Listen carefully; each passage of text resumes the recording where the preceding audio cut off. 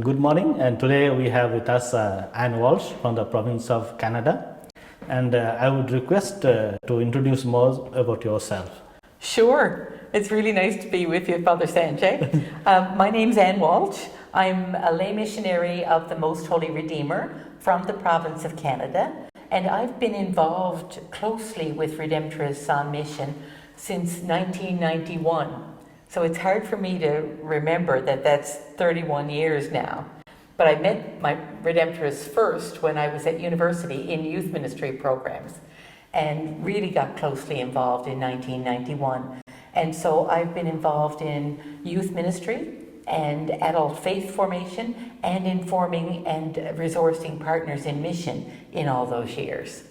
Wow, wonderful. And so happy to have you with us during this general chapter. And it is wonderful that all of the lay partners are here. It would be nice to know what are your expectations during this 26th general chapter? It's a great question. First of all, my expectation is really based in gratitude. I'm really grateful for the opportunity to be among my Redemptorist brothers for this week. Yeah. I don't take that lightly, and I don't take it for granted. It's a new thing for lay people to be at a Redemptorist chapter. The first time that really happened with a meaningful participation goal was in 2016. So this is the second time we've had 5 lay partners representing all 5 conferences. So my expectation of it is that I will get to hear the voices of the professed Redemptorist priests and brothers, and also to hear the voices of lay people, and to hear not just the voices of the individuals and who they represent, but also to hear our conversation. Because I find that when we come together, we bring our perspectives and our viewpoints and our ideas and our hopes and our dreams and our disappointments, and they become something different when we talk together and pray together. So my biggest expectation is that I will be changed and we will be changed, or wow. We use the word conversion. Yeah. My biggest expectation and hope is that we will be changed by our encounter. Wonderful. Yeah, that's true. When we talk about the missions and the work of the Redemptorists all over the world that we see, how do you visualize being a role of a lay minister, as belonging to the Redemptorist family at your place or the work that you do? Well, one of the things that's really developed since the last general chapter in 2016 is that we have a mandate now to have a general commission for partnership in mission that really has been responsible for creating some documents that support and give some form and express what partnership in mission in all its forms is. Yeah. So that's been a big change. So in the last 6 years, we now have organizing commissions or working groups in all 5 conferences. So how That's do wonderful, yeah. It is. Yeah. It's a huge change again, and they're talking to each other. While I would not say in any way that the pandemic was a good thing, we had the gift of Zoom. And what it was able to do for us was bring us together across vast differences or distances when we couldn't be together face to face. And it gave us a gift of being able to communicate and do some relationship building and clarifying. So since the last general chapter, one of the things that I am most enthused about is that we have a new clarity about the richness and the diversity of our Redemptorist family. We have, we recognize always that we had the professed Redemptorists, both priests and brothers. And now we realize that we have among us lay missionaries of the Most Holy Redeemer, Redemptorist associates, various forms of collaborators, benefactors, and oblates. And the point of getting clarity on some of those forms of association isn't to separate them. Yeah. It's to be grateful and to provide each with the formation that they need to do what they do within the Redemptorist family.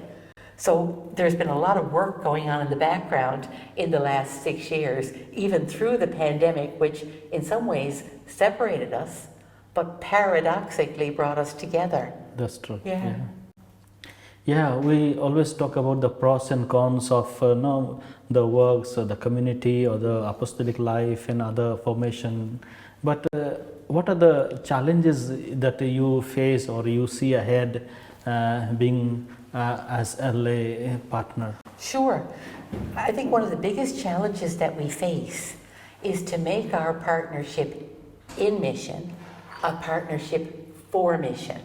So to really effectively engage the gifts and the skills and the backgrounds of our lay partners to push us out into the world as missionaries of hope. That world that we, in the last general chapter, we recognized as a wounded world. That's true. How do we together bring hope? So the big challenge is effectively bringing together professed and lay in mission to that world. And I think rather than expecting that people come to us, the other challenge is to ask, how do we now go out into that world? Where are we called to be in order to be those witnesses? Yes. Yeah. That's true. Yeah, maybe the last one I would ask, maybe always to, it is for any work that to be carried out, to be successful, we see to the future, how it is and all. Maybe you could share some of your future vision or plans as a lay partner, being with the Redemptorist family.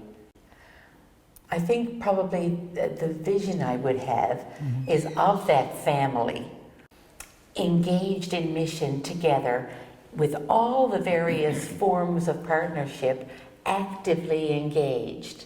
So to be able to use our lay missionaries of the Most Holy Redeemer as partners in the proclamation of the gospel on Redemptorist mission. To see our Redemptorist associates realizing that their call to the spirit of St. Alphonsus and the Redemptorist and their mission is to go out into the world as fingers, I think, of the Redemptorist body in places where the professed might never go.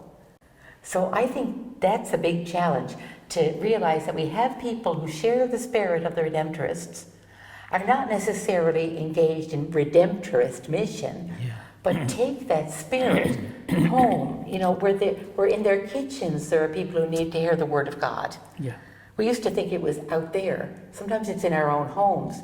To see our lay partners proclaiming the gospel in the places they work and animated by the Redemptorist spirit to do that.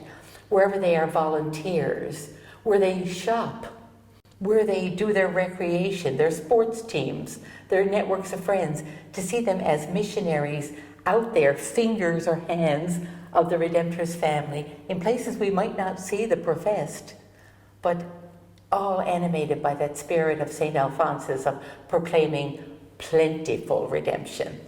Interesting. Yeah.